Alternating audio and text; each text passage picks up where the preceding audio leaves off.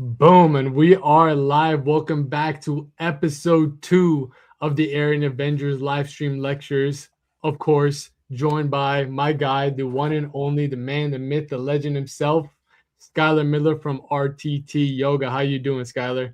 I'm doing great, buddy. Thank you for that very nice introduction. Yeah, I'm of here course. with the I'm here with the philosopher. Yes, Hell sir. yeah. Yes, sir. So, I'm of ready to course, yeah, if anyone has been keeping up with this live stream lecture series, we had some difficulties beforehand, trying to set things up, but we should be good to go today for episode 2. And today's episode, of course, as you can see by the title of this stream, we're going to be talking about Dharma for Dummies 101. So, in our first episode, we talked about the whole concept of Arianism and the whole essence of what this live stream lecture series is all about, which is to revitalize Arianism, aka the whole concept of New Age Arianism, which is what we're doing right here. But in that stream, we talked about what it means to be an Aryan. Especially Skylar asked me that. What does it mean to be an Aryan?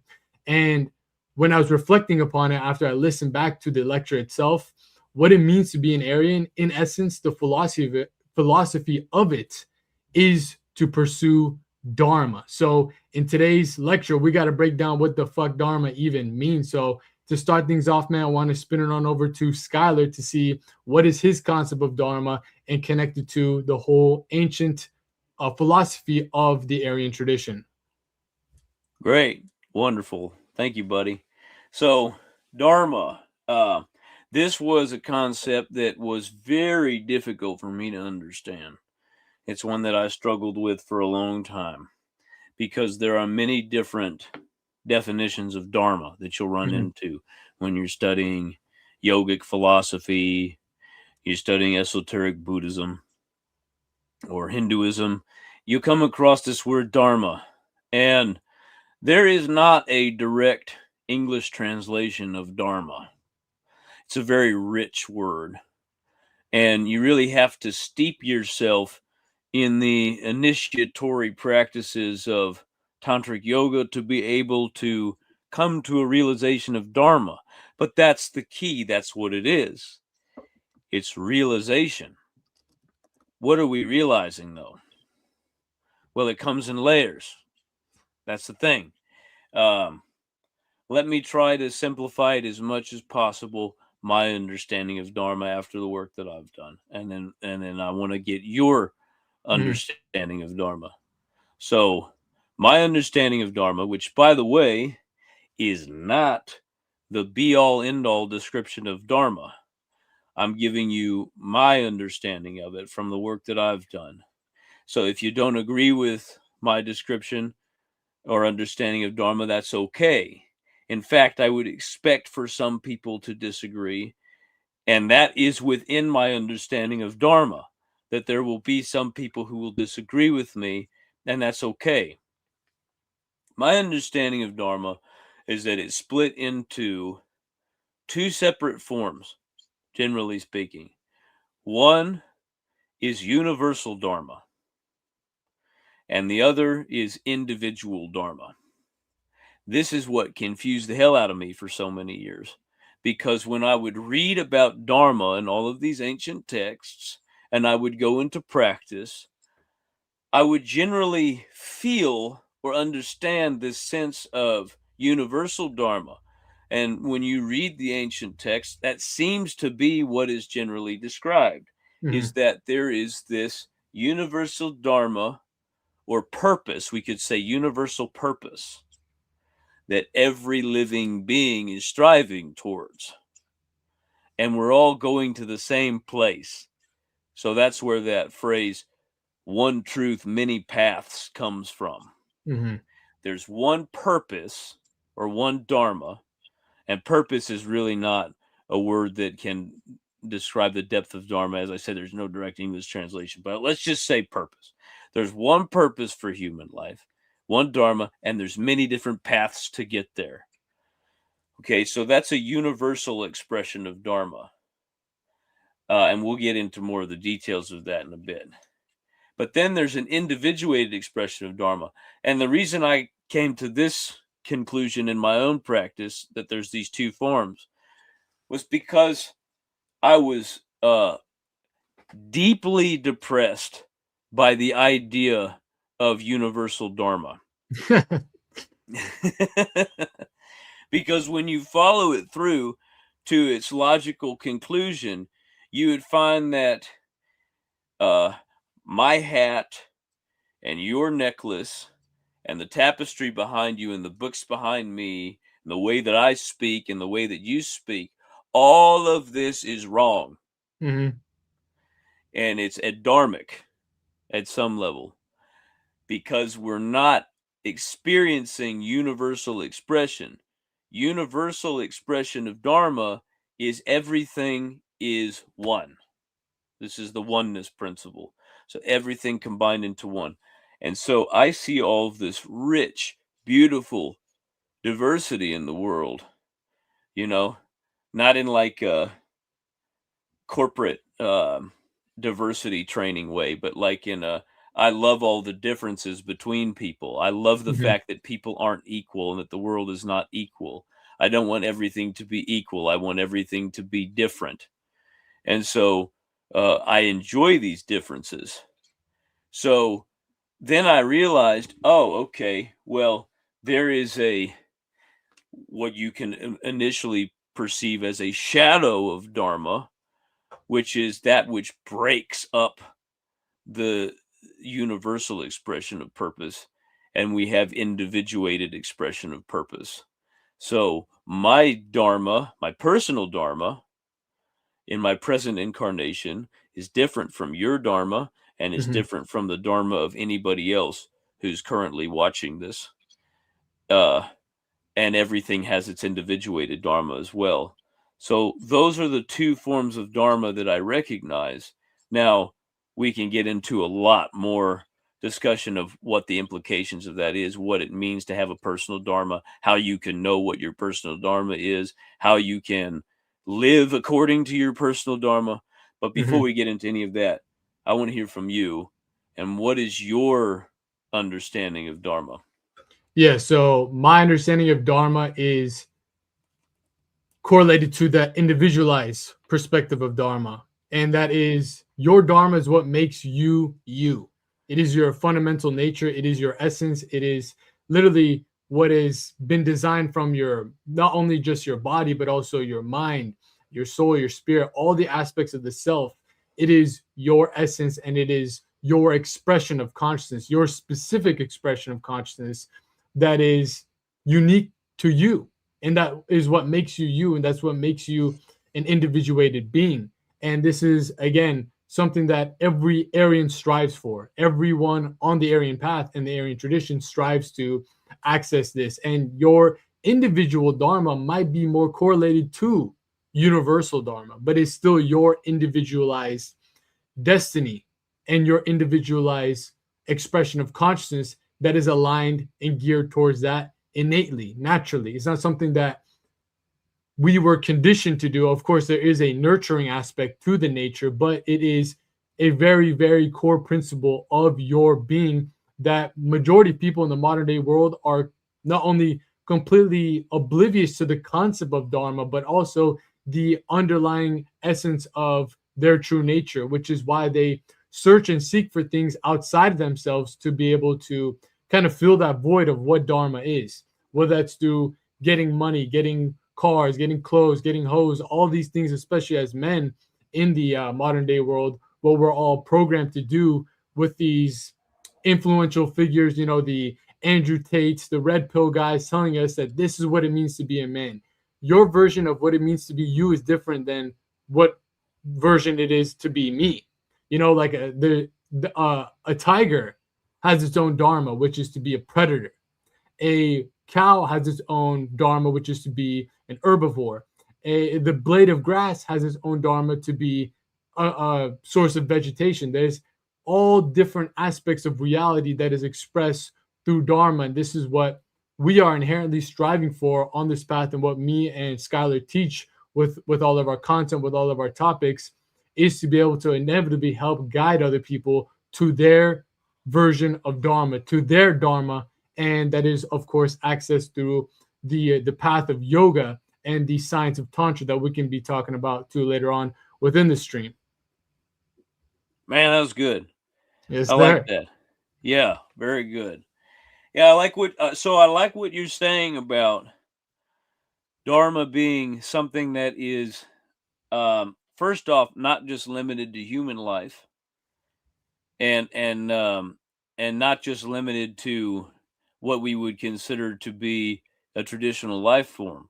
Hmm. That everything possesses its own dharma, like the blade of grass, or the pebble in the stream, or the stream itself, all possesses its own dharma, which is um, the nature of the thing Hmm. expressed. And actually, that brings up something interesting that I want to talk about, which is dharma changeable? Mm. Uh, so the we can describe dharma as being the nature of a thing, and that's certainly something that I resonate with. I agree with that. That the nature of a thing is important to its dharma. So there's a dharma of Ali, but then also um, there is a changeable quality to dharma, Hmm. meaning that you begin in a state of nature, and then through a process of nurturing, you can cultivate a change in your consciousness, Mm. which therefore leads to a change in your dharma. So let's say I'm born. Okay, this is reflected in the traditional caste system. Let's say I'm born a Shudra.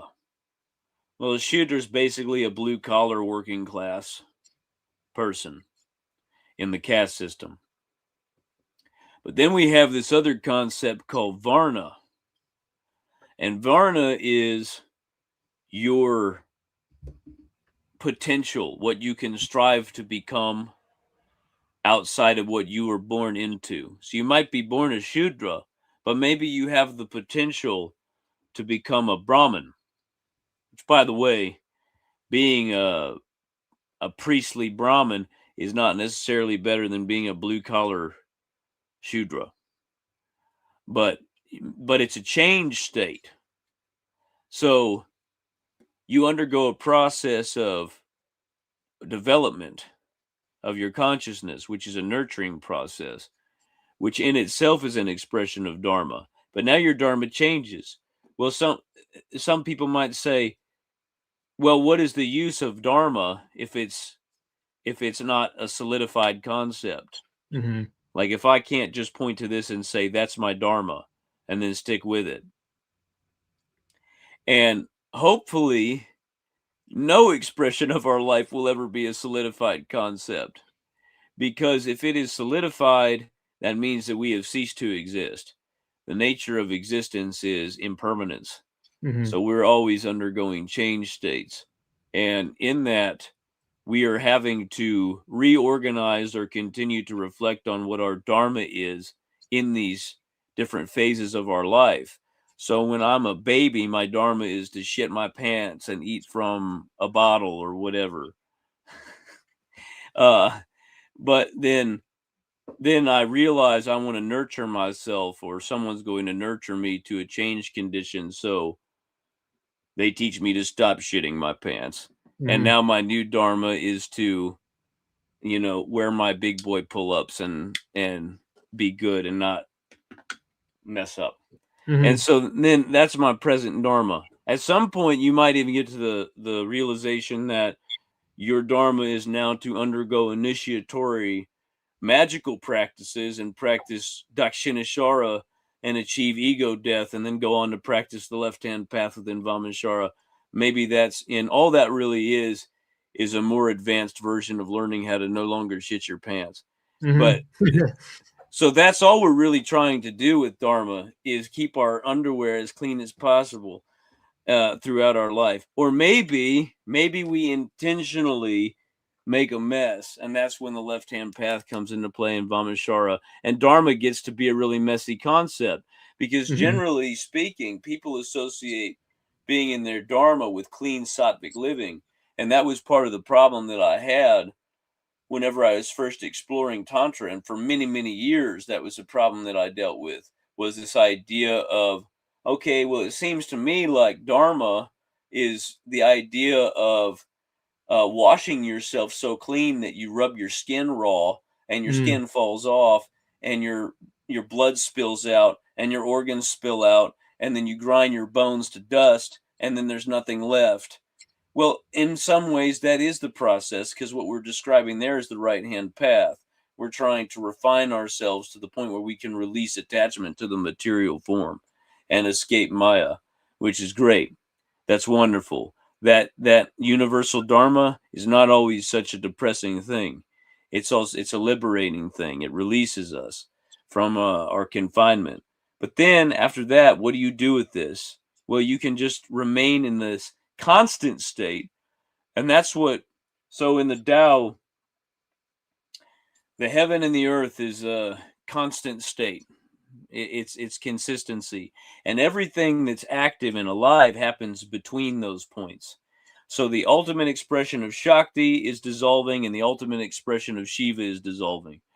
Everything that occurs within life is between those 2 points, and so that's where things get messy. That's where you mix the dirt with the water, and you get the muddy water, and you have the ushishta, that which is left over, and that's where life happens. And so, in the midst of all of that, we have to be ready and willing to embrace change and Mhm. flexibility in our expression of Dharma, because if we don't, we cease to live, and we can just be absorbed into that condition of universal Dharma, which is fine. That's a good thing in one context, but it's not an inherently good thing, because the final realization that we have when we reach that point of oneness is that we understand the world as a non-dual expression of consciousness, where there is no good and evil, and we Mhm. can't say that one person's dharma is inherently superior to the next. Yeah, that's a beautiful point right there. The concept of going beyond good and evil, which is inherently a foundational bedrock of the Aryan philosophy and Dharma, because there is no good and evil when it comes to Dharma. Someone's Dharma, like a lot of people, will comment or maybe ask this question during the live stream. I've had comments, you've had comments, I know for sure, on your content about the concept of Dharma when it comes to serial killers and people that are just criminals, murderers, this, and that. And they're like, well, are these people following their Dharma? And sometimes we got to say, yes, they are. Doesn't mean you got to agree with it. Doesn't mean it's dharmic to you, but it might be dharmic to them. It might be non-dharmic to them, and they're actually living out of alignment. And due to certain circumstances, they've been pulled into directions that is against their dharma. But at the core principle of this, there is no such thing as, right or wrong in the concept of dharma. There's only what is dharmic to you and adharmic to you. What things that bring you closer to your full expression of self, and things that pull you away to the full expression of yourself. And again, like you just said, these things might change over time. Your full expression of yourself might morph and evolve and change. And we have pretty good examples of this with the two people talking on this live stream right here. The content that I was making just a year ago is completely different than the content that I'm making right now. This is dharmic to me. The stuff I was doing before is no longer dharmic to me. The content that RTT Skyler is making on his new revamped and rebranded channel is dharmic to him. Maybe the things beforehand that he was doing, if he kept continuing this content, is no longer dharmic for him. So these things evolve, and that is a core essence to me of Dharma. There is an evolutionary aspect of it, and sometimes the evolution, the change, or the chain of events stops because maybe that is dharmic for you to kind of settle down in a specific expression. But for individuals that have that creative spirit that want to continue pushing the limits, this is a part of their dharma. So you can't just be like, oh, well, my dharma is to be a fucking astronaut. My dharma is to be a fucking plumber. It might be a plumber one year, and then the next year it's being an astronaut, So it always has this evolving chain of events that is what you've mentioned before in your content, pulling that thread, that golden thread of your dharma, that just it's an infinite thread for some people, but it is that climb up the mountain that just continues to get higher and higher and higher up. But of course, there is this idea that you first must be able to recognize dharma in its first expression to you. And when I say that, I'm talking about living life beyond attachments, which is what we talk about in the right hand path, Dakshin Ashara, to be able to fully express your dharma to the fullest extent without your actions, your behaviors, your circumstances, and all the things, your thoughts and modes of existence are no longer entangled by attachment to Maya, attachment to compulsions, attachment to, reactionary ways of living. They are all chosen by you, and it's all a form of indulgence, as you've talked about before, which is the stepping stone and the opening the door to be able to express your dharma. But before we continue on, we got a couple of comments right here for everyone in the stream. Right here, we got Zen Strong. Dharma is harmony, I'm guessing. A dharma is distortion and disharmony. And that is a very simple way of putting it. We just talked about for 20 minutes. This guy broke it down probably better than us. Like dharma is living in harmony to what is your nature, and a dharma is living in disharmony to your nature. Like, again, bringing back the whole concept of good and evil. If you look at a tiger ripping apart an antelope and you're like, oh man, that's so bad, that's so crazy, and you think that it's a murderous act, it's a sinful act, if that tiger does not kill, it's going against its nature. If you put that tiger in a zoo, give it fucking Beyond Meat and vegetarian food, vegan food, that is killing what the tiger's essence is. So you have to break free from that moral bond of this is good, this is bad, if you truly want to experience and express your dharma, and also see everybody else's dharma being fully expressed to its maximum potential. Because Skyler's dharma might be actually against my dharma. My dharma might be actually against Skyler's. But when you're pursuing what makes you, you have to be okay with discord, war, fighting, violence, and that's a beautiful part of life if you can actually view it from that angle. But I want to hear from your perspective before we go into a couple more of these questions right here.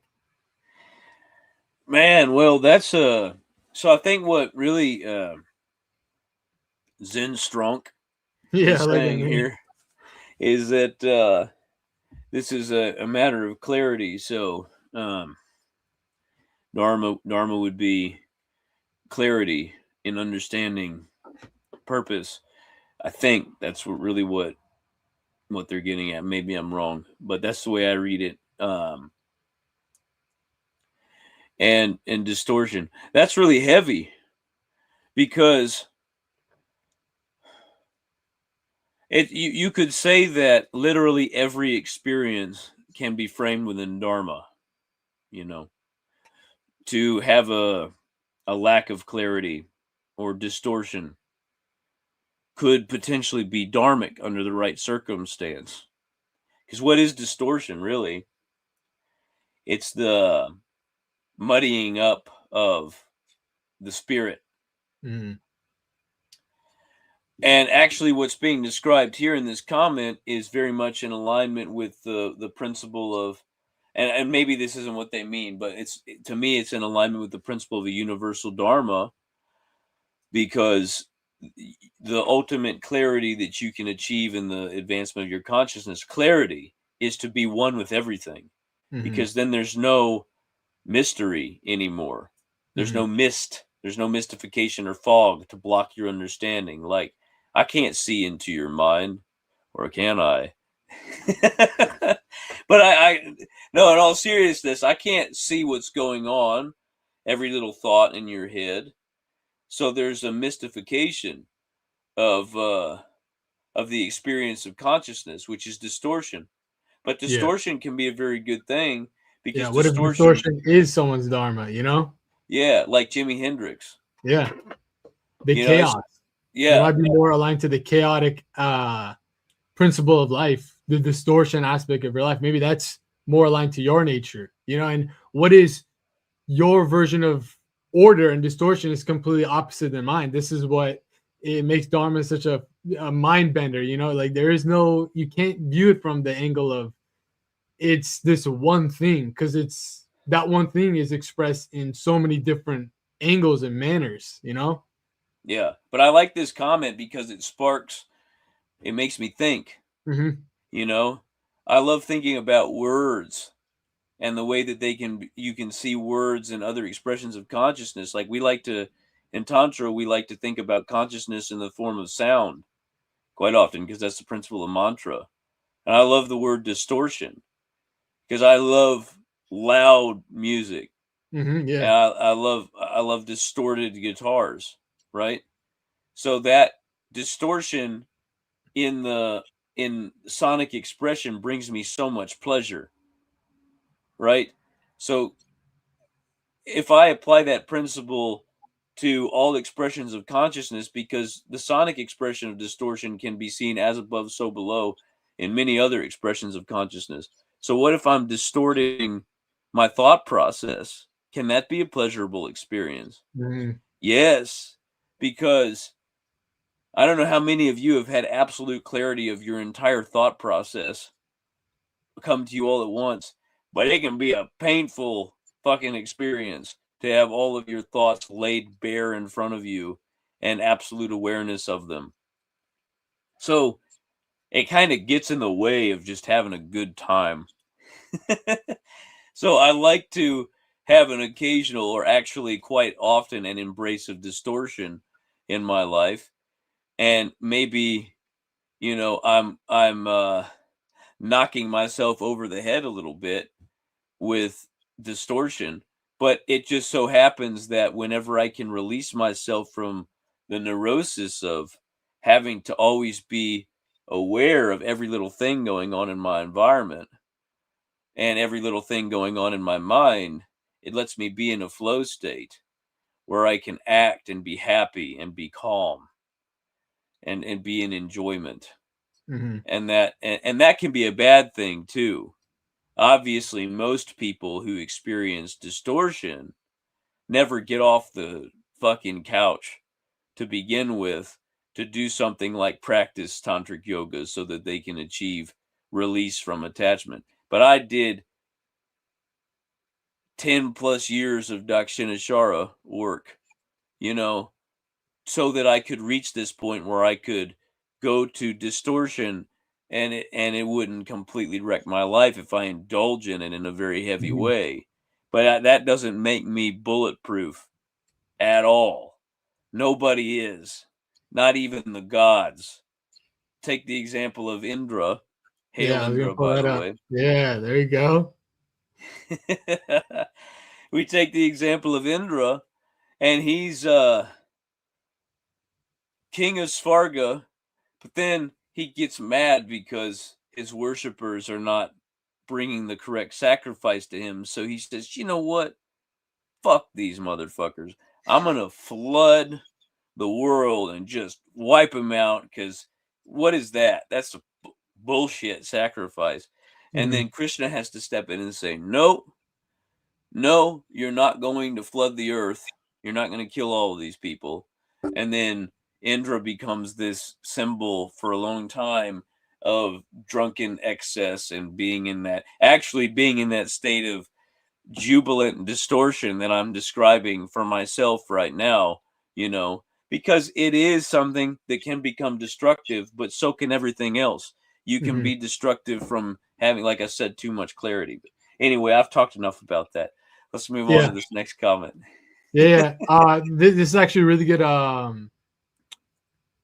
understanding and analysis of Dharma. You know, when you look at the archetypes of these deities, like you brought up the whole concept of Krishna, and of course, when you look at the essence of Krishna, which is an avatar of Vishnu, you can see that Vishnu, who is the preserver principle in the Indic tradition, he comes in different forms in the world to preserve Dharma, because that is his Dharma, that is its fundamental nature, but it looks way different.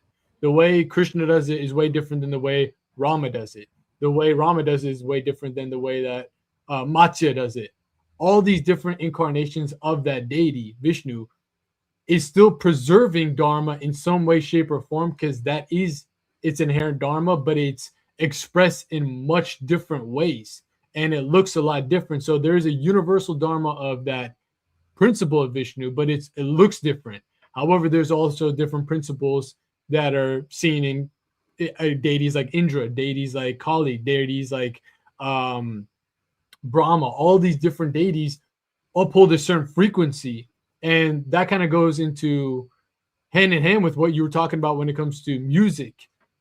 Dharma is the music you're meant to play, and I know that you've brought up that analogy before too within your breakdowns of Dharma. It is the frequency of music that you are literally designed to play. Of course, the chords can change, just like we talked about how it can evolve over time, but it is that fundamental sound that you strive to express into the world, and that could be a very silent sound, or it could be a very loud sound, distorting sound, or it could be very melodic, could be very peaceful. But at the end of the day, it is that underlying essence, that fundamental nature of the frequency you are literally upholding and ready to emit if you unlock what that is, which is, of course, what we talk about within the right hand path and the whole concept and tradition of tantric yoga. But let's get into this question right here. Seven Soldier 7.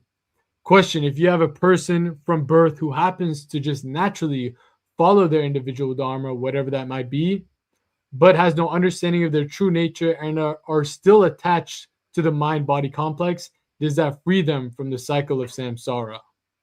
I'm gonna spin it over to you, Skyler. Okay, that's a really good question. Yeah, it's a good one. Yeah. Yeah. Well, Dharma has to be. It's not simply nature. So nature can be a part of Dharma, but that's not all that Dharma is. For you to be able to, there's a realization principle. So that's what I was talking about in the beginning when I said that there's this aspect of realization with Dharma. At some point, you need to know your Dharma to have it. If you don't know it, you don't experience it. And Dharma is an experience. It's not a quality like being born with blue eyes, where even if you're blind and you've never seen your eyes, everyone else knows that your eyes are blue. It's just a physical quality that you possess. Whereas Dharma is something that you have to realize. And so if they're flowing with their individual Dharma, to be in flow with your Dharma is to know your Dharma. So you have to know at some point. It's actually an essential quality of Dharma that is very important. So I'm really happy that this question was asked, because yeah, you have to have a realization of Dharma. And a lot of the work that we do within Tantric Yoga, like the work that Ali does with his students, is to help them realize their Dharma. Because when you see your Dharma, you can express it yogically, which means that you're expressing it with intention. Now, part of the intention can be to set yourself away from constantly being aware of your Dharma, but you have to have that initial awareness first. The whole idea, because here's the thing, Dharma is not an excuse to do whatever you want.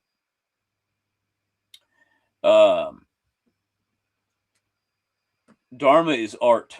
It's the art of falling in love with a specific condition of consciousness and then following it through to its expression. So if I have a canvas, I could,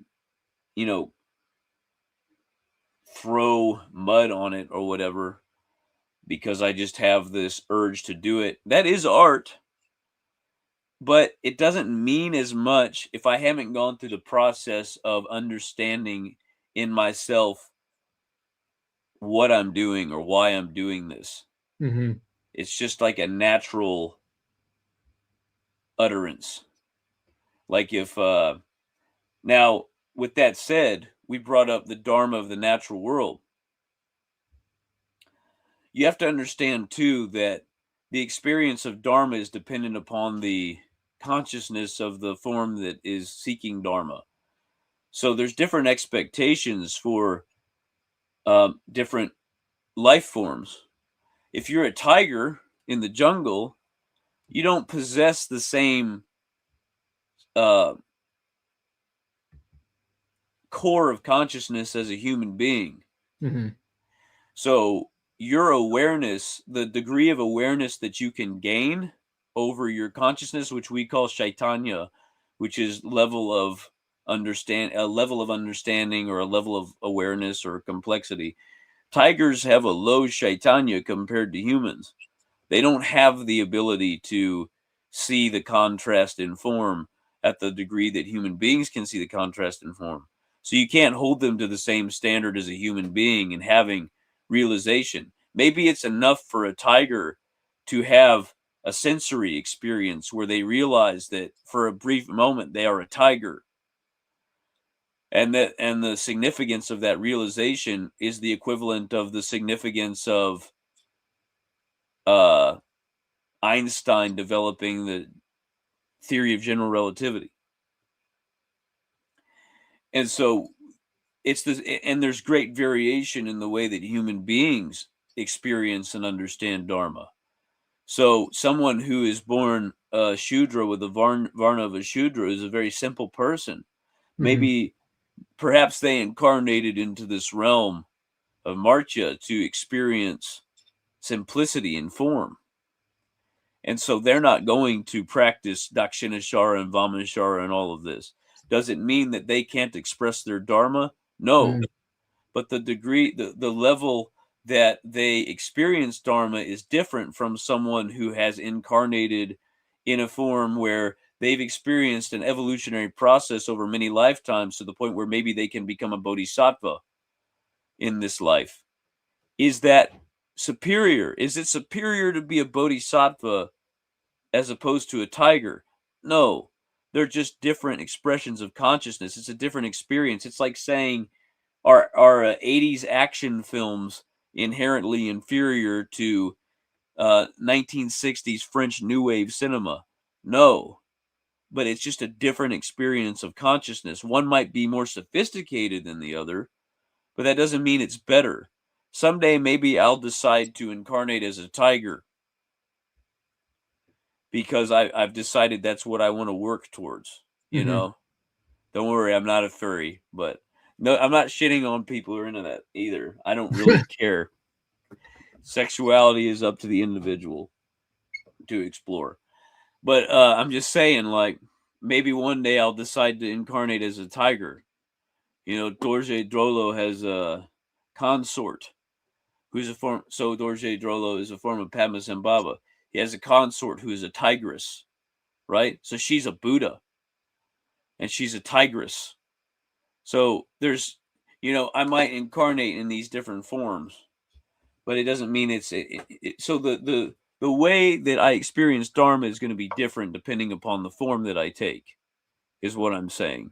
But there's always some level of realization of Dharma, no matter what form you take. And we can't judge people based on their Chaitanya and say that, well, you can't live in Dharma because you're not as sophisticated as me. You haven't read the Amitabha Sutra or whatever. Yeah, I'll leave it at that. Yeah. And that funnels right into this right here. Can someone's Dharma be hurting other people? Where is the line drawn between Dharma and pure evil? So again, when it comes to Dharma, there is no such thing as absolute good and evil. There is what's good to you, and what's bad for you, and what is essential to your Dharma. If your Dharma is to be a warlord, you know, like that is what you're here to express. Hurting people is a fucking essential part of your day-to-day life. Like that's just what the fuck you do, you know, and there's no shame or anything around that because that is, you know, what is inherent to you.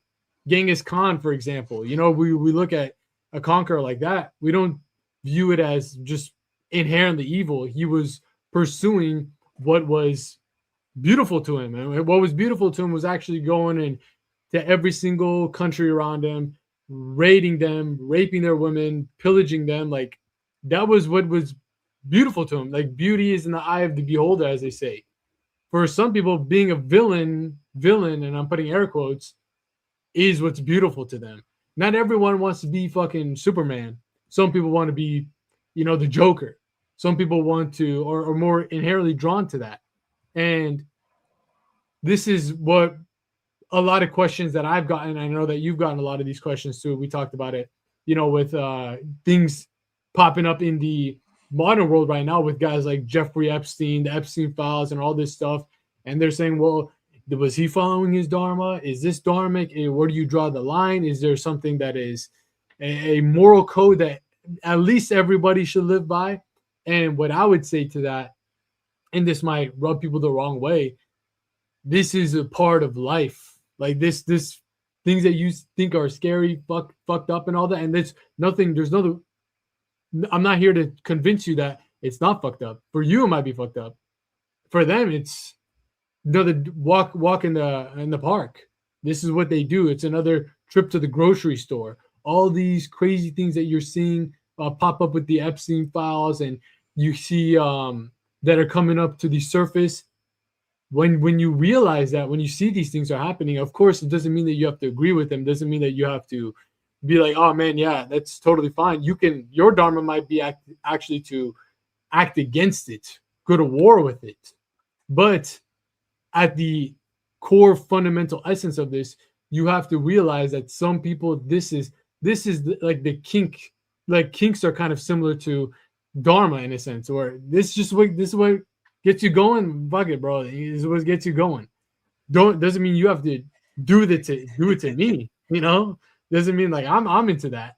But and if you step across a line that I'm drawing with my Dharma, then we're gonna have a problem. Then we're gonna have some issues. I'm not saying that everyone should just be just like you said, you can do whatever you want. There is karmic consequences still to everything that you do, even when you're following your Dharma. But some people are not okay, but they're actually pursuing that specific karma. They are advancing towards that karma because that is what's allowing them to paint the art, even though it might be horrific to you, that they want to paint. Man, that's an extremely based response, Ali. Yeah. You pulled no punches there. Don't enlighten me. I'm gonna respond to that and try to take a little bit more of a wishy-washy philosophy approach. So, first off, I agree with Ali. Here's the thing. Everybody who exists is hurting somebody right now just by existing. So, let me explain what I mean by that. It is inevitable that you are going to hurt something by existing. We are always in the process of sacrificing one another. Every time I take a breath, that is air that you could have breathed. Mm-hmm. I took it from you. When I occupy a physical location, this is land that you could be sitting on. But I'm not letting you do that. I'm staying here. When I walk across the yard, I'm destroying blades of grass. I'm stepping on insects. Existence requires violence. In fact, Hatha Yoga can be translated as the yoga of violence. And so it's an understanding of the fact that when we exist, we are violent beings. Now, at that point, when you have that realization, it all comes down to personal taste. How much violence are you willing to give out? How much violence are you willing to take? But that's personal taste. I can't say that universally there's a level of violence where we just draw the line right there. That's too much violence. I mean, I don't want to cut you off, but like people, they dropped a fucking nuke on Japan, and like that was, and they're like, okay, this is the line. Like people will go to extreme levels, but continue on. Yeah, some people will say that was justified. Hmm. They'll say, well, if we didn't do it, the Japanese wouldn't have surrendered. Yeah. And then it would have been a land war and it would have been brutal, which is probably true. But um, by the way, the president that made that order to drop the bomb was from my home state of Missouri. Go Missouri, crazy ass place. So let me talk about, since you brought up the Joker, and since I grew up reading comic books, I'm going to talk about Batman and the Joker. Okay. Batman is a hero, right? You think he's a hero, Ali? Is Batman a hero? In the comic books and all, and the expression of him, yeah, Yeah, he's a he's the hero. hero figure, yeah. But man, I know this guy from Gotham City who was, first off, he got injured at his job. He had 5 kids, okay, and his wife was pregnant. All right. Man, nobody taught him about birth control. And plus, he grew up in an extremely Catholic household where that was a no go. So he had all these religious hangups. He's just trying to get by. He's a normal working class dude. He worked down at the dockyard, but he got hurt. Now he can't feed his family. What's he going to do? He finds out there's this guy named the Joker who says, if you take this Glock and you go down to the Gotham bank and you help me rob this bank, I'll give you a cut. And he's like, well, I got to do something because I can't find a job. This economy Mhm. is shit here in Gotham City. So he goes down to the bank. He gets out of the truck. As soon as he gets out of the truck, this guy comes out of the sky in this latex suit and bashes him in the face. All right, just destroys him, crushes his orbital bone.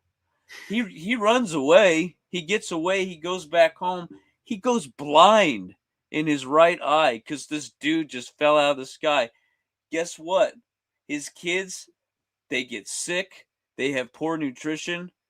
2 of them die. He becomes extremely depressed. His Mm. wife becomes depressed. Everything falls apart. But oh, thank you, Batman, for being such a great hero for the city.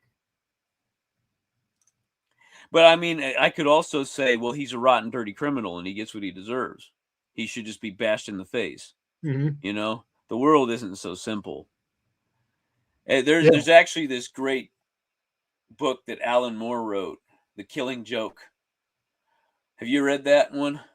No, I'm not. Break it down for us. Oh, it's great. First off, I love the works of Alan Moore. He's a practicing magician, by the way. But Alan Moore, he liked to explore the concept of non-duality within comic books because Alan Moore is not a superhero fan, really. But he did a lot of great superhero comic books, like The Watchmen. That's Alan Moore and V for Vendetta. But he did this thing called The Killing Joke, and basically, it's a story about the Joker fundamentally, and it tells his backstory. Kind of similar to the backstory that I just gave for that theoretical guy that lives in Gotham City. Mhm. But at the end of the book, and if anyone hasn't read it, they definitely should. I don't care if you don't like comic books, it's worth it. It's beautiful literature. At the end of the story, the Joker's talking to the Batman, and he's explaining to him, you know, all it takes is one bad day for anybody, including you, Batman, to put on the white face paint and the red lipstick and go out, raise the black flag, and start slitting throats. Mhm. Well, we could say, but it's a bad day. Like we need to be strong so that we can get through the bad days. Yeah, that's true, but also pain is a messenger to us that something is wrong. So if you feel pain in society, like the system is hurting you, doing damage to you, and if your decision at that time with the consciousness that you possess and the resources that you possess is to put on a purple suit and raise hell in the streets because you're tired of not having what that person has who's putting the pressure down on you. And trust me, they are.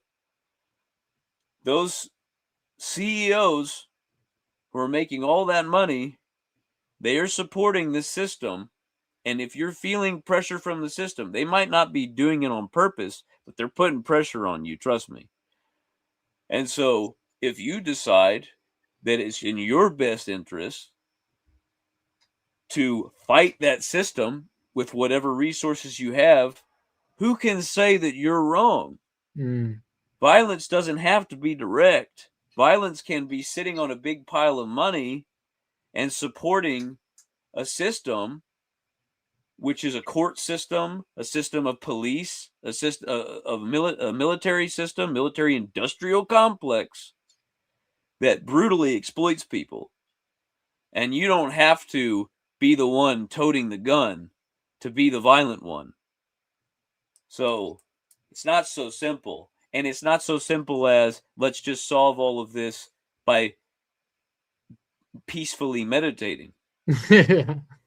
Because in the Buddhist tradition, a lot of people probably don't know this because they think of Buddhism as a religion of peace. But we have something called wrathful deities and Dharma protectors.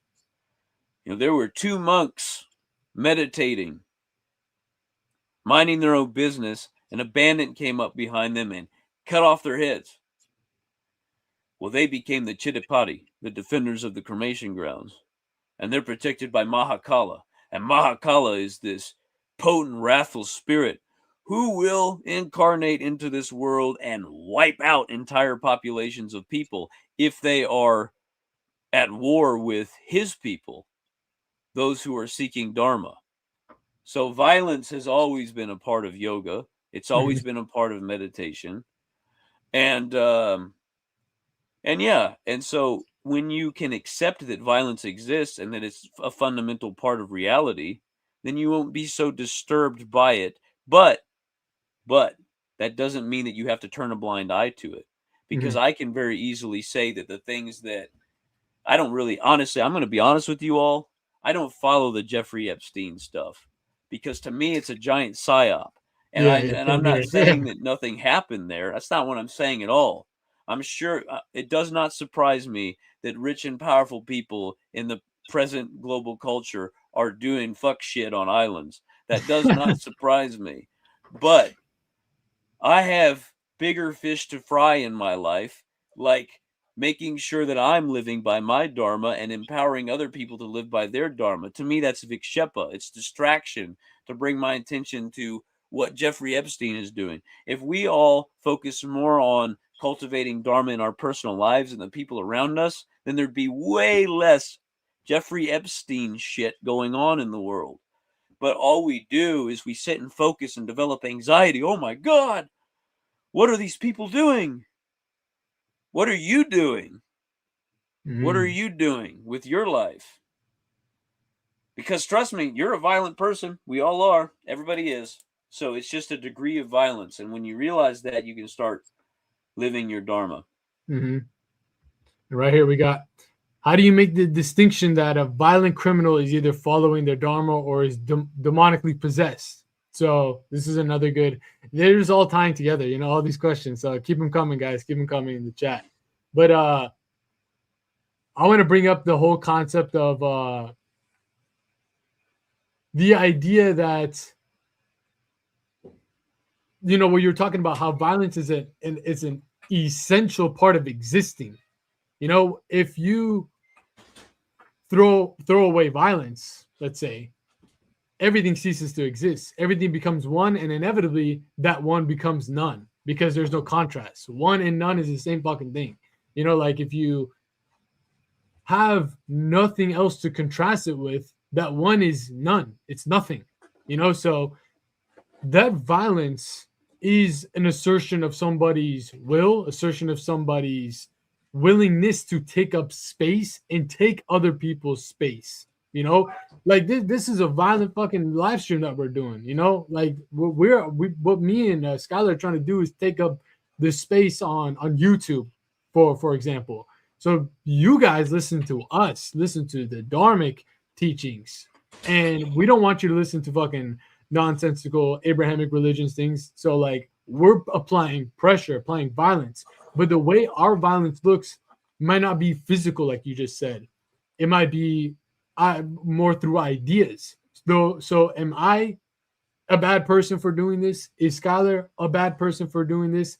Is there a distinction that we're making because we're on live streams and we're not fucking toting guns and doing all this stuff? No, we're still applying violence, but it is towards an intention that is to empower people to inevitably take up arms themselves, to kind of get violent themselves and be like, I'm sick and tired of being sick and tired within the cycle of, just succumbing to whatever other people tell me, to watching, the psychic nonsense and the psyops of Jeffrey Epstein. So what I think, and this is probably what you think too as well, this psyop of good and evil, these people are doing this stuff on an island, demons, is just going to cause more people to search for their savior, search for whether it's a religion or something to come and save them from the evil, dark, twisted things. But like you just said, man, what the fuck are you doing? What are you doing when it comes to your Dharma, your pursuit of life? What is beautiful to you? If Jeffrey Epstein's, circus show is not beautiful to you, why is your attention directed towards that? Cause violence through rejecting that and pursuing what is beautiful to you, whether that's making YouTube content about Dharma, like we're doing, like a couple of dumbasses, or make music, pursue a simple life, whatever it is that makes you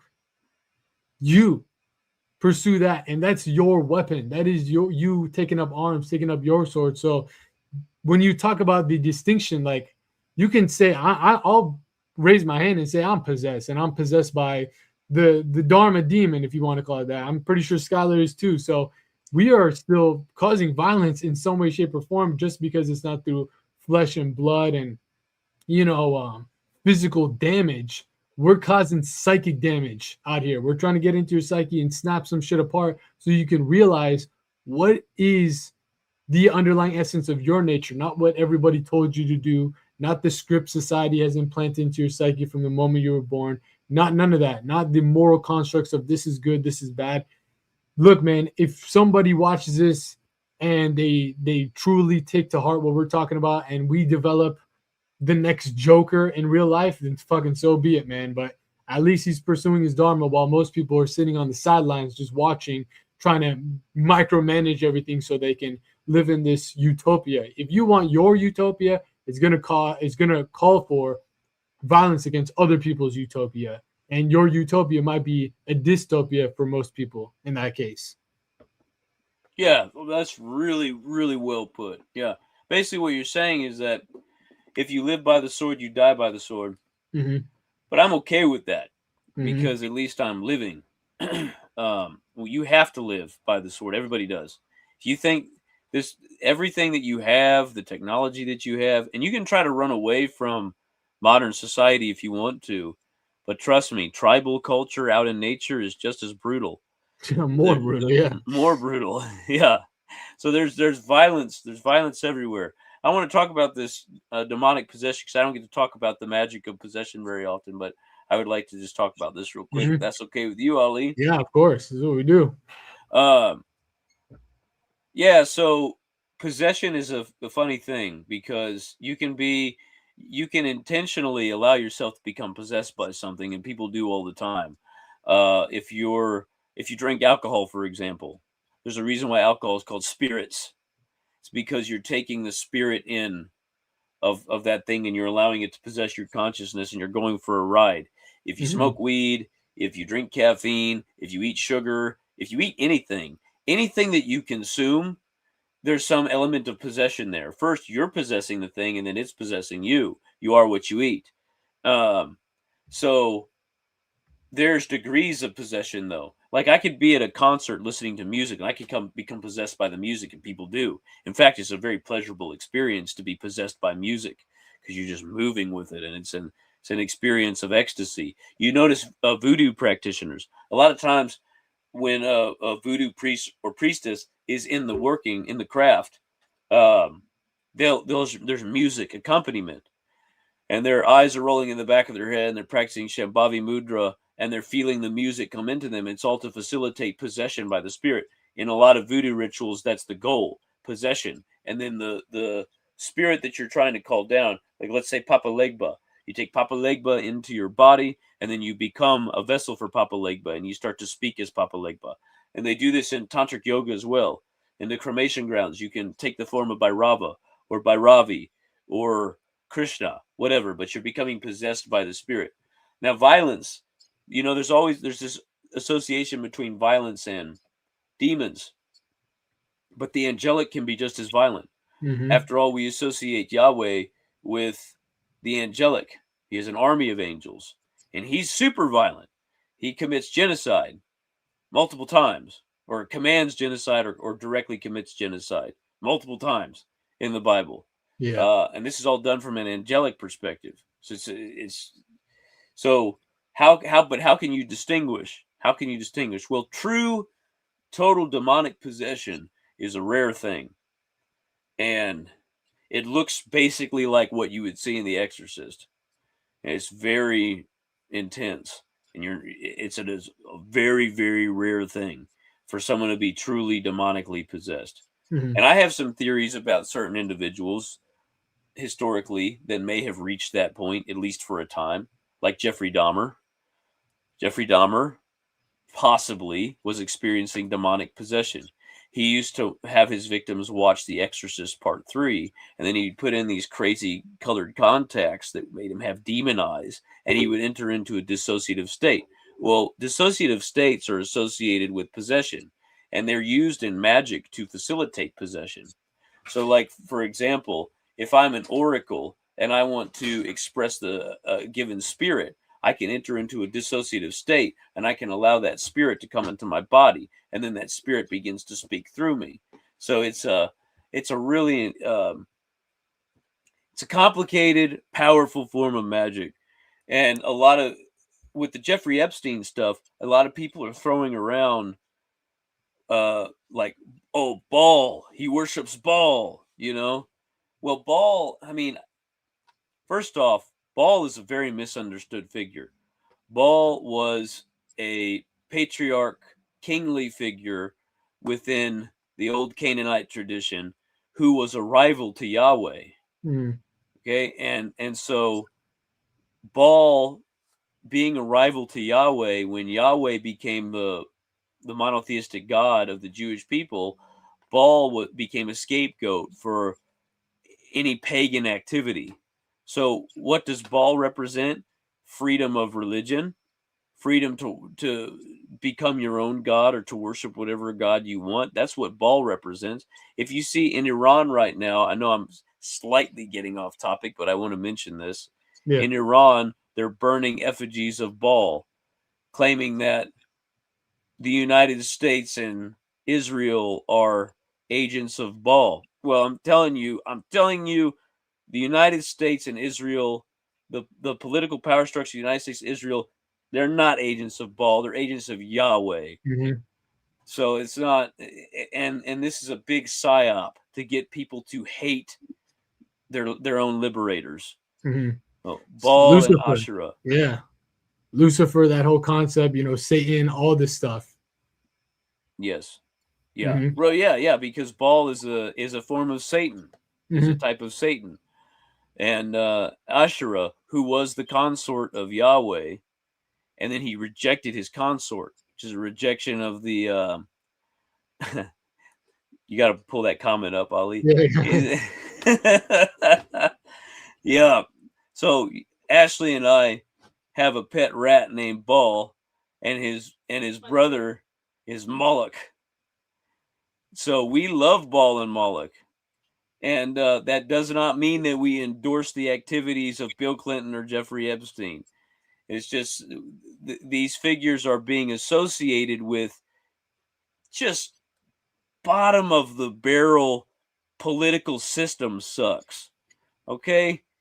These gods are, imagine if you decided to suddenly, if like, I don't know, if Jeffrey Epstein had an email address where he called himself Dionysus, and now all of a sudden they're burning effigies of Dionysus in Iran, and they're saying, oh my God, Jeffrey Epstein is worshiping Dionysus. Dionysus is now the god of sexual assault and and pedophilia or something like that, which people would make that argument.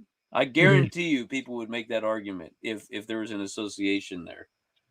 Um, but that's why you got to be careful with your reactivity and understand dharma. Because the Mhm. thing is, if you can't, if you're, you can have your own taste.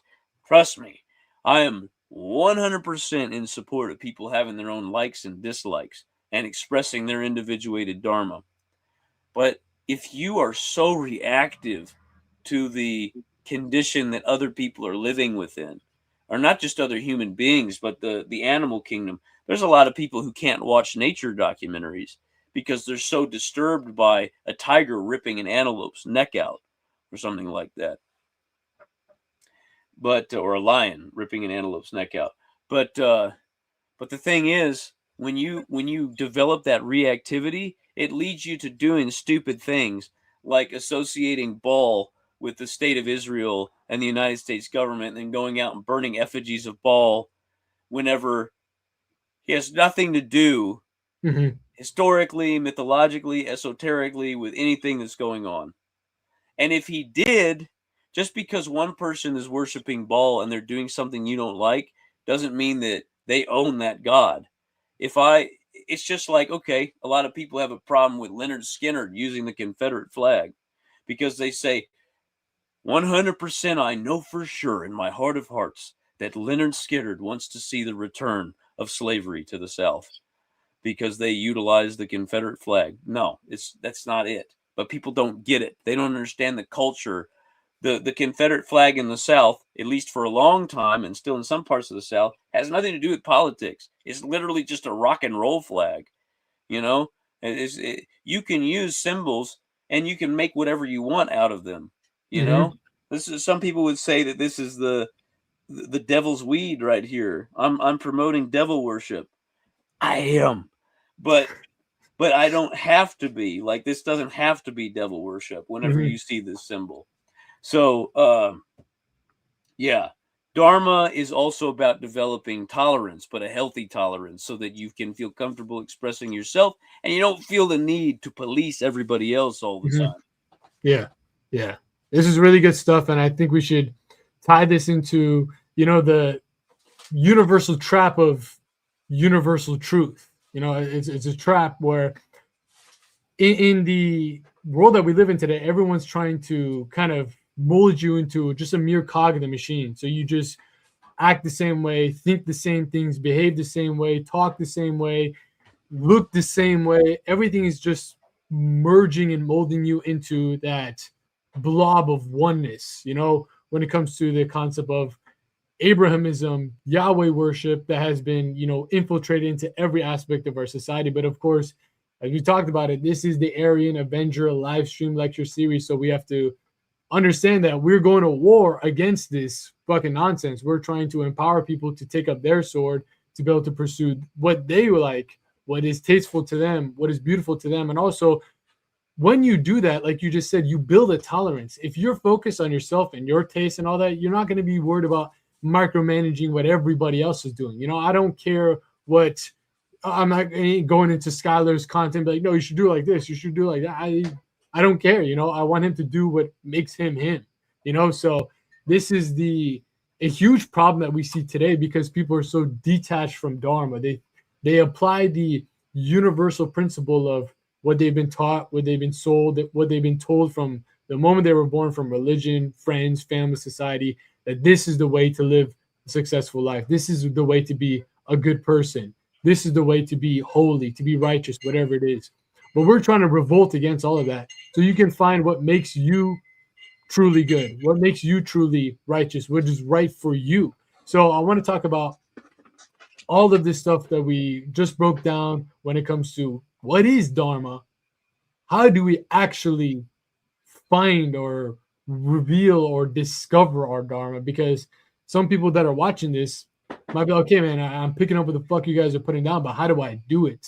How do I put the principles together so I can actually experience and express my Dharma? Well, what I want to break down, and we can just go piece by piece, layer by layer with this, is that you're born into a state where you are your Dharma is always there. I always like to bring it up that you inherently know your Dharma. You just forgot it.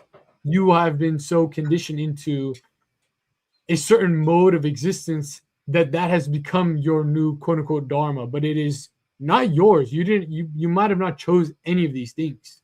You might have been sold and told that this is who you should sleep with, this is how your hair should look like, this is the clothes you should wear, the music you should listen to, and it's all against what you inherently want to do. I'm not saying that everything, every aspect of your being that you inherently want to do is right, because some of them might just be reactive compulsive things that are not in control, but we are so pulled into this idea of order that we don't even know what's our own version of order, because your version of order might have 60% order, 40% chaos. Mine might be 50-50. Someone else's might be 70-30 of what makes up their nature, makes up their consciousness. Do they have more Shiva or more Shakti? Like, that is what we're trying to discover. And that is the pursuit of Dharma. And this is what we talk about when we mention the whole idea of the right hand path of Dakshinashara, which is the process of, you know, deconditioning yourself from all of these karmas, if you want to call them, that you've accumulated through past lives, through what you've inherited, what you've been programmed with, to be able to clear all them out into the state where you know you have a direct connection to your Dharma, in a way where everything that you pursue after that point of what we talk about achieving ego death, what's left over after that is your essence, and it is what you truly want to pursue. It's not something that you're attached to pursuing or you're reactively doing. So let's talk about in depth and in detail, how do we actually discover Dharma? How do we pursue Dharma? And why it is, for everyone a part of this live stream that's going to be watching this, the most important thing that you ever do in your life. I don't care if you got goals of trying to become a millionaire, billionaire, trillionaire, you're trying to have wife, kids, this and that. Your Dharma trumps all. Like, that is the most important thing, because that is the only way that you'll become you. You can become another drone if you want to. By all means, go ahead and do it. But if you want to become yourself and experience life that is aligned to you, you got to pursue Dharma. That's going to be your top priority, no matter what. Yeah. And you know what? I think we should start with that comment right there. How do y'all deal with day-to-day stresses of life? Because this actually has a lot to do with Dharma. Okay, so within Tantra, we have this concept of samadhi, which is a particular state of meditation or consciousness that we enter into through meditation. And there's many different forms of samadhi. There is a sort of lesser known, lesser discussed form of samadhi called Dharma Mega Samadhi. What does that mean? Well, basically, it means that we have reached a point of realization where Dharma, the experience of Dharma, is ingrained into our entire experience of life. Mm-hmm. Which is where that realization comes into play. So I can answer this question now, where I'm at now. How do I deal with day-to-day stresses of life? To be in my Dharma. If I am in my Dharma, I can deal with stress or anything. If I fall away from my Dharma and I venture into Adharma, then I'm not dealing with the stress so well. Guess what? I still venture into a Dharma from time to time, believe it or not. But Dharma is generally ingrained into my experience of life. So 99% of the time, I'm experiencing Dharma Mega Samadhi. And then sometimes a little crack forms and I have a moment, as we all do, where I experience some condition of falling away from the Dharma. But it's just like with the principle of Tritaka. So now I want to talk about real quick practical application of this. Meditation. Meditation is how we deal with the stresses of life. Well, there's many different forms of meditation. Meditation isn't just sitting down in quiet. It could be going for a run. It could be eating food even. But if you do it with intention, you set the right sankalpa, you do it with the proper intention, it becomes meditation, or it facilitates meditation. Because meditation is a state of consciousness. It's not the practice itself. The practice facilitates meditation. So, Tritaka. Tritaka, I teach Tritaka as one of the foundational practices for my students. Usually on a candle flame. So if you have a candle flame, I got one right here. I'll probably accidentally put it out when I bring it over, but let's just candle flame. Okay, if you stare at this candle flame and you allow all thoughts and sensations and emotions to just pass by without interaction, and you let things come and go, you're in the Kriya states. You're a passive observer. This is how you begin to reduce reactivity and stress. But it's also how you start to identify your Dharma, because you're removing vikshepa, you're removing distraction. So, when I'm looking at this candle flame, okay, I want to remain attached to this candle flame. But if I'm in a one-pointed state, I can very quickly develop neurosis and I can't see the big picture. One-pointedness is useful, but it's not going to bring you to Dharma Mega Samadhi alone. You have to be able to enter the Kriya state. But the Kriya state is tricky, because when I leave myself alone to just be in that flow state, that opens me up for a higher likelihood of making a mistake. Like, oh, pizza.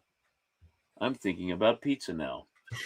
And now my attention has been drawn, and I say that because Ashley brought me a slice of pizza that's sitting right there, and I want to eat it real bad, but I'm going to be polite and not eat it during the stream. But it's sitting right there staring at me. Is that dharmic for you, though? That's a good question, buddy. Maybe we should, I'm going to have to think about that. Yeah, should show them what's up, you know? I'll contemplate that for a moment. For most people, it's like you can't eat during a podcast. Is it dharmic for you? I should. Show us. Yeah, show us. Maybe I will. I think about it, though. I got to be careful. So, my attention is brought away from that flame. I'm thinking about pizza now. Oh, wait. My dharma in that moment was to pay attention to this candle flame. So, I'm in a dharmic state right now. How do I respond to this? Fuck. I've ruined my meditation. No. You don't become frustrated with yourself. As soon as you become frustrated with yourself, you're developing new reactivity. So you don't make a big deal out of it. You just say, okay, I've fallen away from attention on the candle flame. Oh, I'm looking at the flame again. I'm back in my dharmic flow. So the more you do exercises like this, you're training your consciousness to be in Dharma Mega Samadhi. And if you experience stress in life, it becomes less and less of an issue, because you have all of this work that you've done to allow you to cope with stress and to stay in your dharmic flow. So people are in a constant state of stress. They live in a constant state of stress because they don't practice meditation in the many different forms that you can practice it. They're being kept away from it. They don't have time for it, or at least they're convinced that they don't have time for it. They don't have the resources. They don't have the information. But that's one of the reasons why we're doing this talk right now, is to make people aware of the fact that you can become aware of Dharma through a basis in meditation.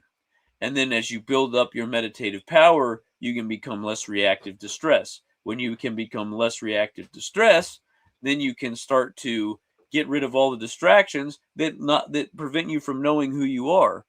Because someone's going to try to convince you all you are is the cashier at Dairy Queen. That's what you were born to do. You were born to make me money as the cashier at Dairy Queen. That's your Dharma. But maybe that's part of your Dharma, but maybe it's not. The only way you're going to know is to remove yourself, at least for 10 minutes a day, from that condition, so that you can start to process these things.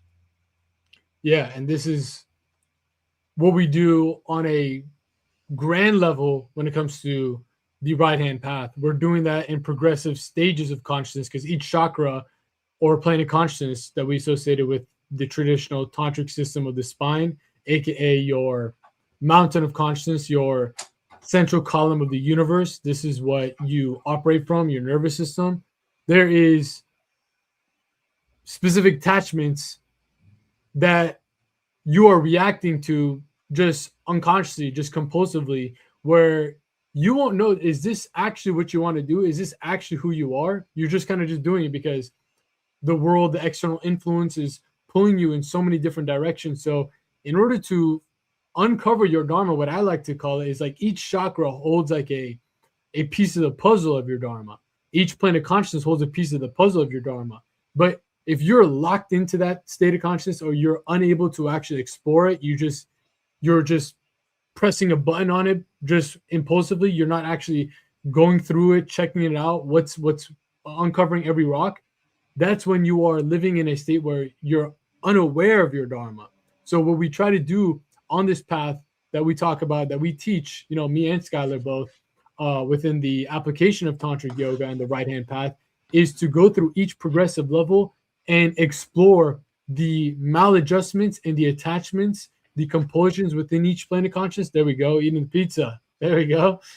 And seeing is this actually what you want to do? Do you actually want to pursue this? Do you actually want to go to school? Do you actually want to go to college? Do you actually want to go get this job, have this wife, have kids, and this and that? Or are you just on this, you were just born into like a train track and you're just going and going and going and not realizing where the fuck you're going until you're on your deathbed. That's the end destination, living a life where you have zero recognition of where you're going, who you're becoming. So these meditative practices hit the pause button on that track and gives you an opportunity to change and shift the track towards what you're, right here, we got a good connection, what you're passionate about, what you dharmically are aligned to. And that passion, you might not know what it is. You might not have any passion yet. That's a maladjustment. Doesn't mean that you have to be the most enthusiastic person in the world, but everybody has some form of passion, some form of love within them, because if you don't have any form of love, you would have no reason to live. You wouldn't want to live, So what we're trying to pursue is finding out what you love, finding out, it doesn't matter what it is. Like I love fucking talking shit on camera and doing all this stuff and reviving Aryanism. And I know that Skyler is same type of thing in his own way. But if you have this lack of will and lack of understanding what you love, that is a clear indication that there is something within your consciousness that's been implanted into you by someone else to follow their agenda, to become a mere cog in their machine, into that matrix that is pulling you away from your track and what you actually want to pursue. So the whole concept of discovering your dharma is detaching from all that. And it's not an easy thing. It's not peace, love, light, sunshines, and rainbows, because what you are doing is basically killing everything that you have been told and sold that you are, in order to realize what's always been underneath. You go through a rebirth process, a process of reincarnating into your true nature. And that is not something that happens to I'm just mute you real quick. Yeah, happens really easily, because you're so attached. You're like holding onto dear life to this ego and this identification that you've been sold and told with your entire life. So it's a process of unscrewing every single part of your consciousness, like you're taking apart a toy or a game, like a Xbox controller, to put it back together, understand each part of it, and put it back together to play the game that you want. If you don't want to play Call of Duty, but you've been sold and told that you have to play Call of Duty, that's when you are living out of alignment to your dharma. You never wanted to. It's not something that you're passionate about. What are you passionate about? Well, I don't know what game I want to play. Well, let's dissect the controller. Let's figure out what this controller is naturally wanting to do. And it also, like you said, it's not just your nature. It's also what you have been accumulating throughout time. That's why things can evolve. What does this controller of your consciousness, what is it naturally drawn to? What does it innately want to, pursue, experience, express? So when we come together, when we bring everything back together, you can start up the game of life with the controller in your hands. You're in the driver's seat. You're not just following life, what everybody else is telling you. And you can actually start to direct your awareness, like you just said, when it comes to the Tritaka meditation, towards what you are sending the attention towards. Is it the flame or is it the fucking pizza that you saw on your table that you want to eat later on. What do you actually want to do? Eat the pizza or stare into the candle flame? Or maybe you want to do both, but now you have the opportunity. Beforehand, when you're born, you're a yes man. What I like to call, you just say yes to every impulse out there. Yes, yes, yes, yes, yes. You have no ability to say no. You have no ability to reject those impulses. And this is what the right hand path is all about. It's a path of renunciation and asceticism where you're trying to develop that mastery over your consciousness, over yourself, to be able to finally see what do you actually want to say yes to. That is your dharma. What do you want to say yes to in life? If we went, an hour 30 minutes into it, that's probably the best way I can break it down. Dharma is what you say yes to in life. Like that's the end of the stream. There we go. But I want to send it over to Skyler, see what he's got to say. Well, first off, you inspired me to just eat the damn pizza. Because it's what I wanted to do. But like I said, Dharma is not just an excuse for bad behavior. But I thought about it, and I thought, you know what? There's a lot of rigidity in the way. And this is something I think about a lot. I was actually talking to you about this yesterday, Ali. There's a lot of rigidity in the way that human life is represented publicly, because we have to uphold this idea of what is good. But where does that come from? People eat. We eat. Sometimes we get so busy that we don't have time to eat outside of doing other activities. So people eat. But now there's an association. I'm going to tell you the name of the guy, by the way, that's responsible for a lot of these rules in your life. He's called Saturn. He's known by a lot of other names too. By the way, he's not evil. Saturn plays a very important role in the world. But Saturn is associated with, and like I said, there's many forms of Saturn, but Saturn is associated with the arrangement. It's the masculine principle of order coming into the material world. Okay? Now, the principle of Saturn is Saturn wants you to do what he wants you to do. So he's the overbearing father. So he wants you to uphold his idea of what's right and wrong. And so he creates a sense of duty in people. And when you follow along with what you've been programmed to do since you were a child, you might not know what is really inside of you. That's why a lot of people, like nowadays, it's okay for, generally in the United States at least, not everywhere else in the world, but in the United States, it's okay to be gay. Not everybody believes that in the United States, but generally speaking, you can be gay in the United States without being stoned to death. But there was a time in this country not too long ago when it was not okay to be gay. And so a lot of people who were gay were hiding that fact from themselves, and they would, like gay men getting into marriages with women, telling themselves they're not gay, or they know they're gay and they're just trying to uphold an image. And that was actually a really common thing for a long time. In antiquity, by the way, homosexuality was not a problem. It was just like, in some places it was, but there were, in ancient India, it wasn't a problem. Just go look at the carvings on the side of the temples. But I bring this up because sexuality is something that Saturnian systems get obsessed with, because it's the masculine order coming into the material. So they get obsessed with genitalia and how we're using it. And those systems try to tell us, you've got to do it this way to be a good person, to be what I want you to be. Well, there's a time and place for that. We can have expectations for other people, right? But if the problem is that in samsara, that wheel of the material world, the illusory aspect of the material world, is really just the Saturnian framework that we exist within, that we have to start questioning. And that's what yoga is about. That's what Ali was just describing. And you described it really good, Ali. I don't have to go into it because you just described it. But yeah, that's the process that we go through to release ourselves from that order. And This is a really good point right here from Ray. Ray's great. Shout out to Ray. The problem is not the perception of eating the pizza in front of people in a professional setting, but whether or not the pizza would be a distraction from your goals. Yeah, exactly.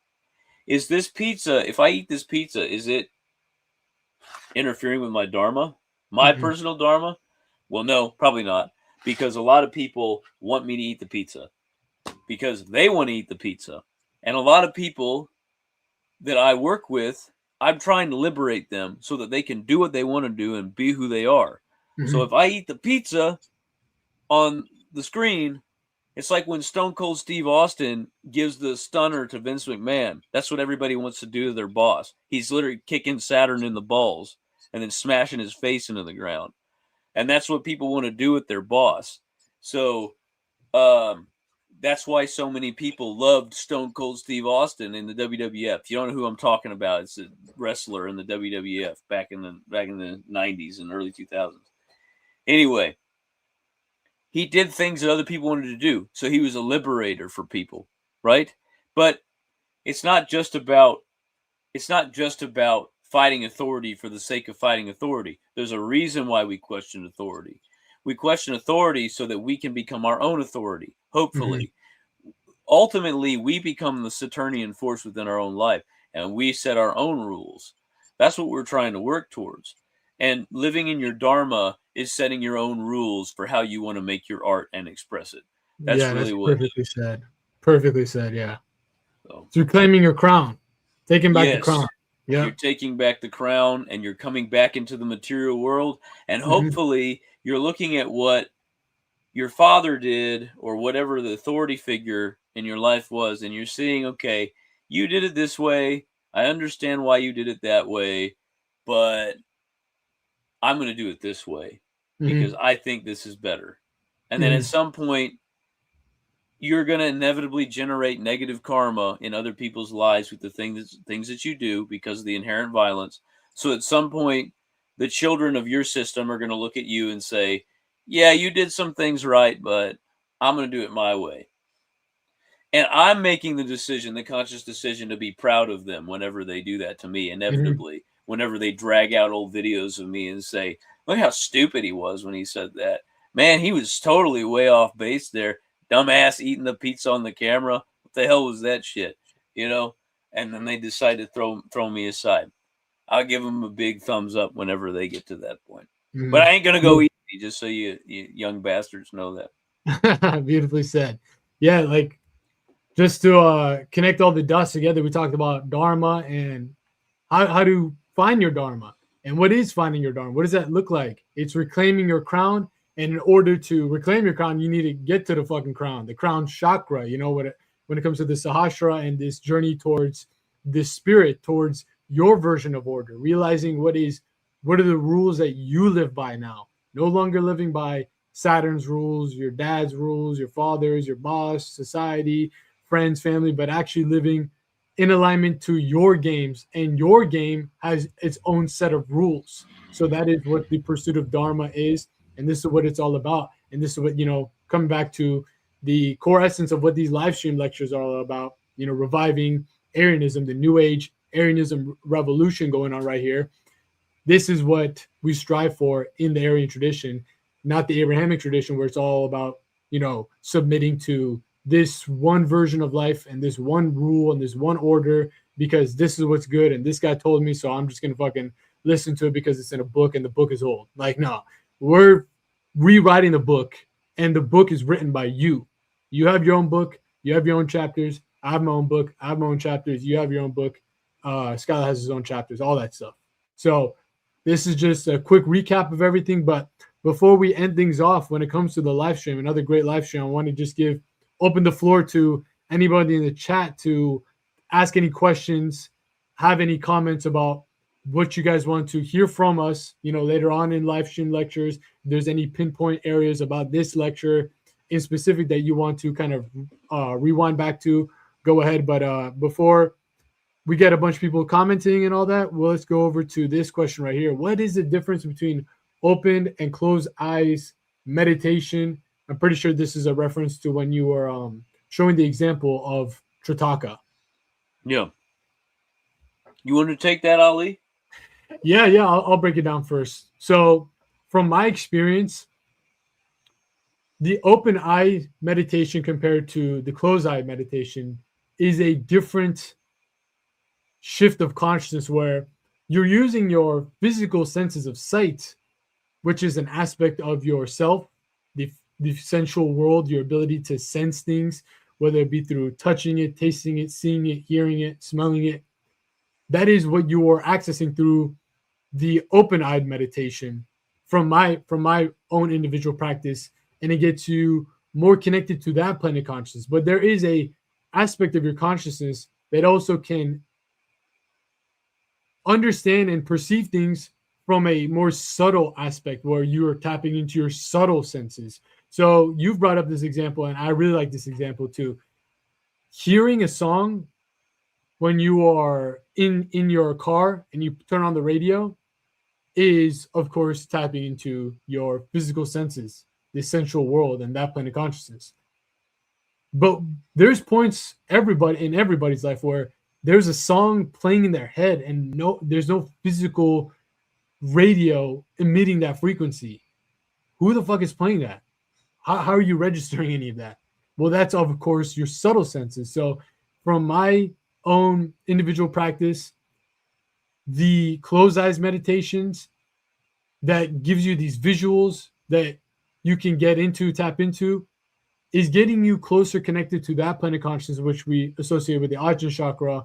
And this is something that a lot of people, including myself, have a harder time to tap into because we are so attached, and that's a compulsion. That's a part of releasing myself from that order, because a lot of people can't dream and imagine these things and imagine in life and view things from a higher perspective where it's beyond just the confines of mathematics, the parameters of logic and the world that we are living in, because there's a plane and dimension which all these planes of consciousness connect you to as like doorways into each one of the chakras that is beyond all of this stuff. It transcends all of this stuff. So when you are doing the closed eyes meditation, you are more correlating your consciousness to be able to access that state, which is sometimes hard to get into, again, if you're very grounded in the material world, in the mind, or in the sense of logic, because you're going to be like, well, I don't hear fucking sounds. I don't see anything. It's just I'm hallucinating or this and that. No, that's real. It's as real as you getting punched in the fucking face, but your consciousness is not associating that plane with reality. It's so rooted in the other state of reality that it's not able to, punch through to that plane. So this is from my angle, but of course we want to hear from the tantric master himself, the tantric technician too, as well. Oh, that was perfect. I mean, I barely have anything to add. That's exactly what I would have said. I will say this is an extremely complex subject, though. Like Ray just mentioned here in this comment, the Tritaka can help you access the subtle in the physical, which you just mentioned. One thing I'll mention, just from like a traditional standpoint, is that there's something called ordinary appearance within Tantra, which is that we'll look at something and we'll place a psychic impression upon it.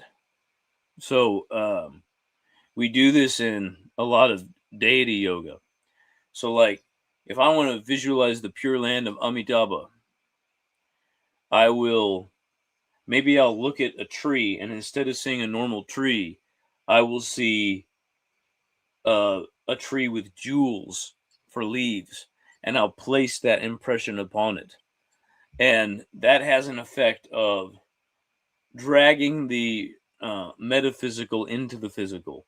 Mm-hmm. So building a bridge between the Svadhisthana and the Ajna. Obviously, Svadhisthana has to do with the 5 physical senses. Ajna has to do with the 5 subtle senses, which are just the 5 physical senses, but experienced internally in a contemplative way. But yeah, the way that you put that is perfect. I don't really have anything to add other than that. Awesome. Yeah, if there's any final comments, let us know in the chat. But if not, I think we should cover this other thing from right here too. Right here about Saturn and yeah. people who hate their bosses. Perfect.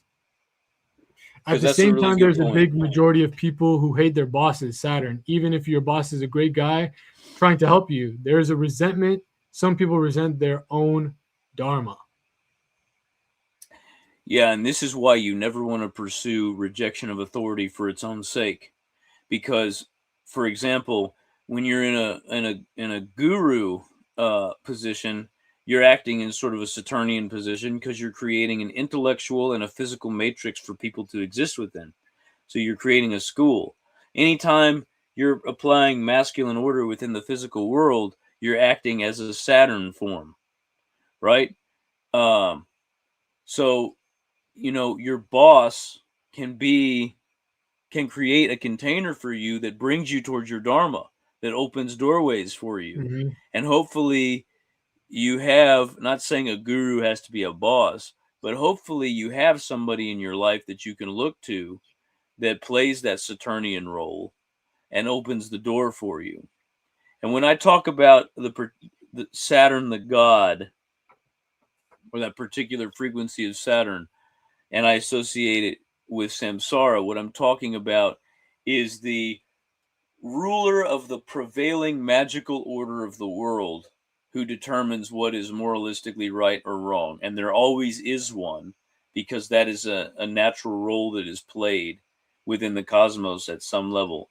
And the present Saturnian force is Yahweh, an Abrahamic religion, which influences all forms of morality, including Hindu morality, including atheistic, secular morality. There's agreed upon moral principles that were developed through both a philosophical and a physical matrix, Saturnian matrix, which is why, by the way, Muslims worship a black cube, Mm-hmm. a black rock, because it's Saturn, and Go around in circles like a ring. like a ring, Mm-hmm. exactly. Yes, you got it. Just like a ring. And there's a reason they do this. It's because they're worshiping Saturn, and the particular form of Saturn that is the current power structure magically is that Abrahamic power structure. So we're playing off of that. And that happens to be the power structure that if you stay within it and you don't question it, you will never understand yourself outside of that matrix. So, Mm-hmm. yeah, it's about taking the plunge and leaving the kingdom Yep. and seeing what else is out there. Mm-hmm. The Aryan Revolution, right there, against Right. the Saturnian matrix. So Yeah, a so lot of that good we can stuff. become the new Saturnian assholes telling Yeah, everybody what to do. yeah, literally.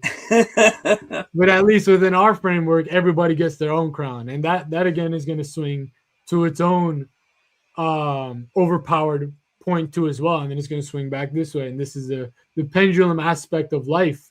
So right now the pendulum is swung too far in the Abrahamic direction. Me and Skyler trying to, with each one of these live stream lectures, push it back over towards Arianism and the pursuit of Dharma in itself. That's right. Yes, sir. Yes, Hell sir. So yeah. that was episode 2 of the Aryan Avengers live stream lecture series. If you guys want to see more, of course, stay in contact with us. Subscribe to my channel, of course, The Philosopher. I got the second channel, The Philosopher Files, linked in the description box down below, as well as my Instagram. But also make sure you tap in with Skyler Miller, aka the man himself from Ride the Tiger Yoga. They just did a full rebrand of their channel, and they're bringing about this concept of tantra, this perennial tradition, in such a unique way, and it's such a unique platform that it's a must watch for anyone who is truly wanting to see how this magic of what we're trying to do within Aryan yoga is actually applied in the real world, and what it can really do for you as you again reclaim your crown and become a god with all of this stuff that we talk about on the pursuit of Dharma. So you can check out all of his stuff too within the description box. RTT Yoga, or Ride the Tiger Yoga, on the YouTube, and his Instagram is the Tantric Technician. Again, all that good stuff in the description box. But if you like my content, again, anyone who watches my content that thinks I know anything, tap in with Skyler, because that man's got the sauce. That man's got the sauce. Oh, thank you, Ali. Thank you very much for all the kind words. I wanted Yes, to sir. tell everybody that they need to go watch what Ali is doing. Because if you really want to know how to express your Dharma, you need to find inspirational people who are doing it themselves and adopt some of their habits. And that's what Ali is doing. He's showing by doing. And you can hear his words and what he's expressing. He's very passionate. Even if you don't agree with his personal taste, culturally, or what he's interested in, it's the energy that he's putting off and the work that he's doing by focusing on developing meditation, expressing himself without taboo, living beyond good and evil, all the things that we discussed today. If you observe his frequency and start to take some of it on, that's how you start to realize your Dharma. You've got to surround yourself with those types of positive influences. Yes, sir. Appreciate that. And again, speaking about surrounding yourself with positive influences, we also got our private communities, our private training. I'll link mine in the pinned comment of this video. Maybe you enjoy the way that I break things down and you're ready to take things to the next level towards pursuing your Dharma. That's what I got you covered with. And of course, Skyler's got his own swag, his own sauce, his own style of doing the same thing, helping you guide you towards the pinnacle of your expression of consciousness through this journey of uncovering your Dharma within his Patreon, within his school, within his private training. So you got all the tools. There's no excuse of why you can't pursue your Dharma. Because, hey, man, we broke it down for damn near 2 hours right here. If you really want this, you can take it. The crown is waiting for you to reclaim it. Or the pizza. Yeah, or the pizza, yeah. That was your crown. Yeah, that was your crown. Yeah, I have many crowns. I got to roll me up and smoke me a crown. Yeah. If y'all haven't heard the song, because I just got to make mention of it real quick before we go. Awesome. I love Willie Nelson, and he's one of my gurus, and you need to hear the song Roll Me Up and Smoke Me When I Die by Willie Nelson, because he's basically describing living your Dharma and then dying in the cremation grounds and having all your buddies burn you alive, take your ashes, roll you up in a joint and smoke you, which is a gory, it's one of the greatest ways an agori could possibly go. Beautiful.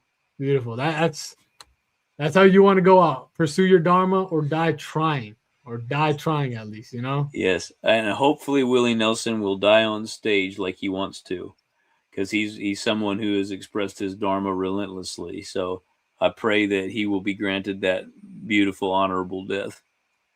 Beautiful. That's a great way to wrap things up, though. We'll be getting episode 3, which is going to be a juicy one. Sneak peek about the caste system. So definitely stay tuned for that. And we'll be seeing you guys soon. Quick little hail the Indra, pursue your Dharma, or die trying. Peace.